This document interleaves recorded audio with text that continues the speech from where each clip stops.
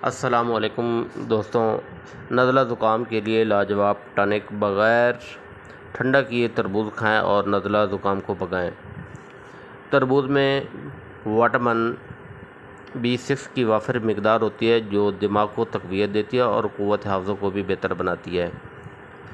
तरबूज में vitamin A की भी वाफिर मिकदार होती है जो आँखों की बीनाई को इंतहाई तेज़ कर देती है। हम खजूर की गर्मी को तरबूज की ठंडक से और तरबूज की ठंडक को खजूर की गर्मी से तोड़ते हैं। तरबूज के ऊपर काली मिर्च का पाउडर लगाकर निहार मुँह खाएं और आधे सर का दर्द हमेशा के लिए ख़त्म हो जाता है। इसके अलावा यह गुर्दा मसाने को धोकर साफ़ करता है, पेट को साफ़ करता है और गुर्दे मसाने की पथरी को भी साफ़ करता है। तमाम दोस्त तरबूज को जो है ना ज़्यादा से ज़्यादा इस्तेमाल करें और जाते